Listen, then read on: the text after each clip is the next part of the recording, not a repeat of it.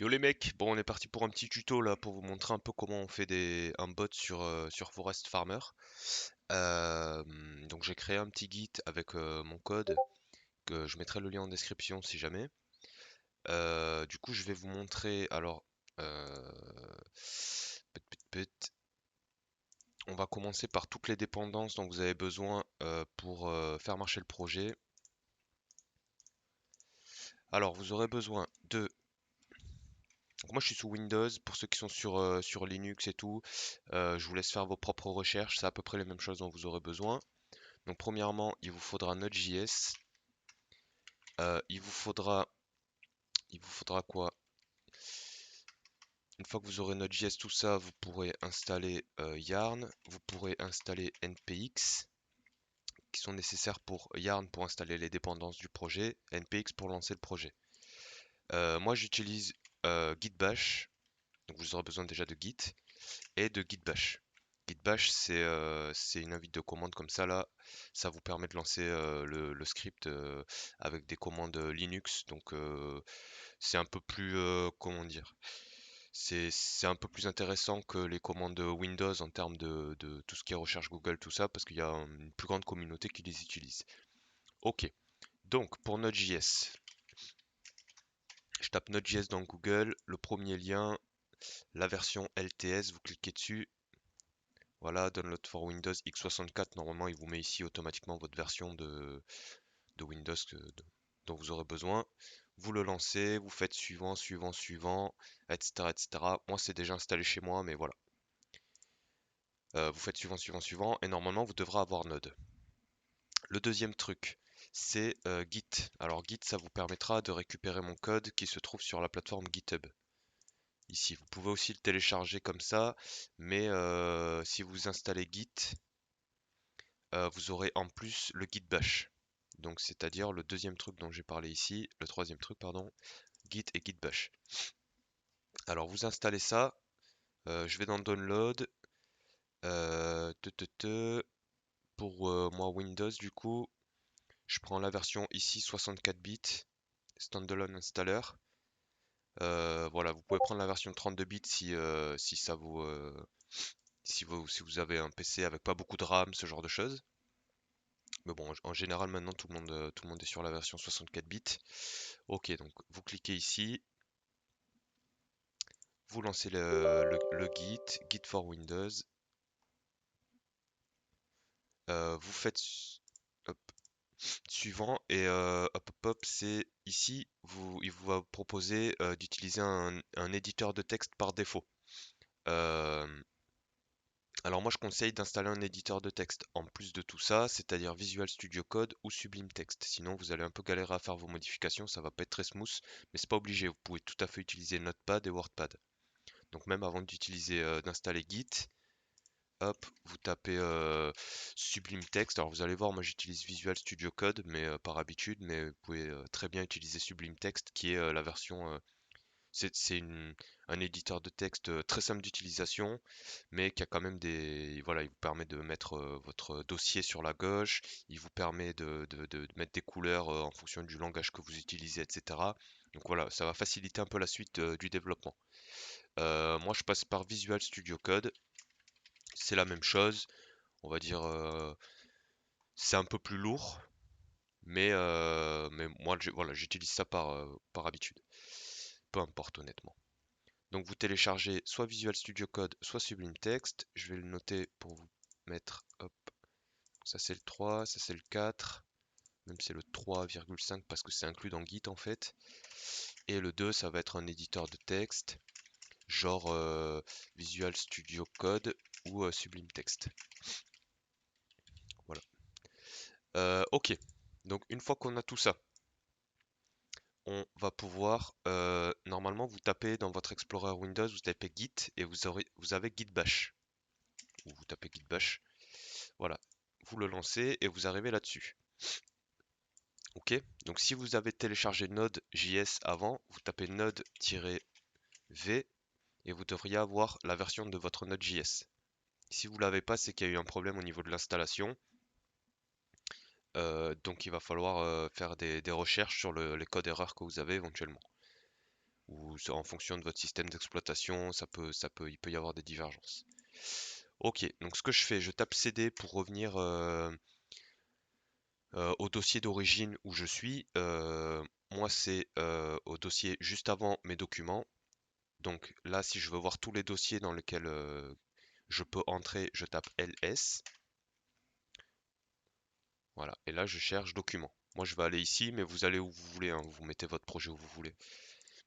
Donc, je tape cd documents.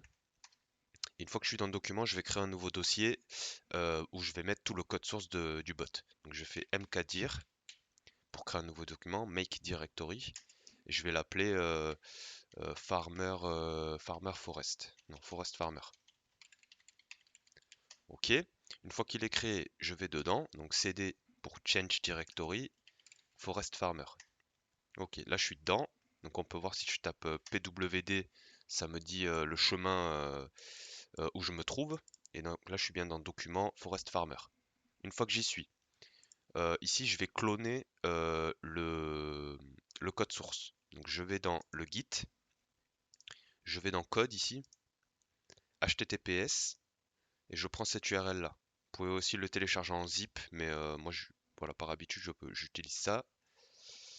Ok. Et donc là je fais un git clone l'URL que je viens de copier. Hop, entrée. Et donc là si je refais ls, on peut voir que ça a téléchargé un nouveau dossier. Donc là je vais dans ce nouveau dossier. Donc je tape cd le nom du nouveau dossier qui a été créé. Ça correspond à ce qu'il y a dans l'URL sur le GitHub. Et si je fais ls, on peut voir qu'il y a tous les fichiers qui sont présents ici dans le code source. Ok, donc une fois que ça c'est fait, on va commencer à installer les dépendances dont vous aurez besoin pour lancer le bot. Donc il y en a deux, il y a yarn et npx. Donc le premier truc qu'on va faire, vous tapez npm-v, normalement vous avez npm, voilà, en 8.3.1 moi.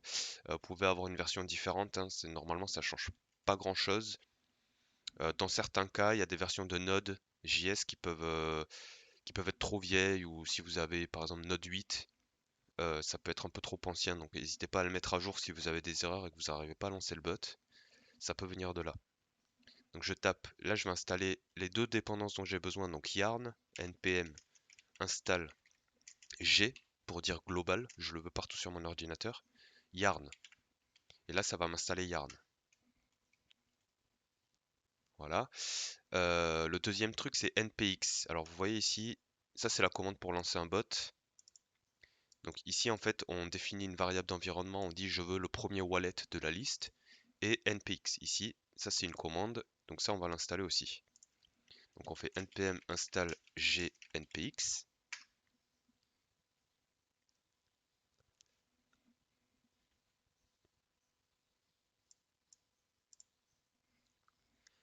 Donc là ça peut prendre un peu de temps. 40 vulnerability, bon ça il y en a 2 low, 21 modérés, 11 high, écoute c'est la vie, hein. Faudrait peut-être qu'ils mettent à jour leur module, mais bon c'est comme ça. Donc ça c'est fait. Maintenant, on va installer les dépendances directement du projet. Donc maintenant qu'on a Yarn, on va pouvoir installer les dépendances. On tape juste Yarn. Hop. Et là, ça va aller chercher tous les packages qui sont dans le projet et il va les installer. Donc selon votre connexion, selon votre ordinateur, ça peut prendre un peu de temps. Voilà, si vous avez pas, si vous avez rien dans la console qui apparaît, ça peut être aussi normal. N'hésitez pas à attendre maximum, on va dire 15 minutes pour les PC les plus pourris de l'univers, quoi. Mais au-delà, peut-être qu'il y a une merde, une couille. En tout cas, pour faire ça, vous aurez besoin de Yarn comme on l'a installé avant. Donc là, on va attendre qu'il installe tout ça. Ok, donc là, normalement, on a tout, on peut lancer le bot. Le truc qu'il faut faire, c'est... Donc là, je lance mon éditeur de texte. Donc je crée une nouvelle window. Et là, je vais venir glisser-déposer mon bot. Donc j'ai créé un dossier dans mes documents tout à l'heure qui s'appelait Forest Farmer, voilà ici. Hop, donc je le glisse dedans. Et voilà, j'ai les fichiers qui apparaissent sur la gauche. Là, ce qu'on va vouloir faire, c'est dans hardhat.config.ts. commencez à rentrer les clés privées de vos comptes. Donc dans un premier temps, rentrez qu'une seule clé privée et après vous ajouterez les clés privées suivantes. Pour lancer le premier compte, on va utiliser cette commande-là. Donc là, je mets un commentaire, hein, vous n'avez pas besoin de le faire. C'est juste pour vous faire comprendre un peu comment on va lancer les bots. Donc cette commande-là va lancer le bot numéro 1, env wallet égale 1. Cette commande-là va lancer le bot numéro 2, env wallet égale 2, etc., etc. Donc si vous voulez en rajouter, hop, vous mettez une virgule, hop, et là ça devient 3. Voilà. Et donc vous ouvrirez une console comme on va voir là, comme on va voir, où vous mettrez cette commande dedans et ça va lancer le bot numéro 1. Ok. Donc moi je vais mettre une clé privée en dehors de l'écran pour pouvoir faire les tests. Donc, vous le verrez pas. Voilà, hop. Hop. Donc là, je vais dans mon MetaMask. Alors pour exporter sa clé privée, on clique sur son MetaMask. Les trois petits points ici, détail du compte, exporter la clé privée. Et si vous rentrez votre mot de passe et la clé qui va s'afficher, ça va être la clé privée. Moi, je vais le faire voilà, sur mon deuxième écran. Hop, détail du compte, exporter la clé privée. Ok, j'ai ma clé privée. Je la colle comme ça. Alors, je vous montre, j'enlève des caractères pour pas que vous me la voliez. Mais ça va ressembler à ça avec des caractères en plus. Ok. Donc là, hop, je rajoute les caractères que j'ai enlevés. J'enregistre. Je le ferme pour pas cliquer dessus par inadvertance. Et le deuxième truc qu'on va faire, on va ouvrir le dossier scripts et c'est harvest.ts. Donc là, vous pouvez voir ligne 22, il y a un JSON avec la liste de tous les fruits. Donc ça, c'est vraiment les fruits dédiés à Forest Farm. La liste peut être différente selon le jeu et le temps de récolte peut être différent. Là, c'est 1 fois 60 secondes, donc 1 minute. 5 fois 60 secondes, 5 minutes. 60 fois 60, 1 heure. 4 heures, 8 heures, 24 heures et 3 jours. Voilà. Alors, il y a deux variables qui vont vous intéresser. Ça va être celle-là. Fruit que je veux, ça va être ici ce que vous voulez. Donc 1 pour le premier, 2 pour le deuxième. Moi, j'ai mis 2 pour avoir les bush. Et nombre d'emplacements disponibles dans ma ferme. Moi, j'ai une ferme niveau 1, ultra basique. J'ai juste payé les 5 matiques, donc j'ai que 5 emplacements.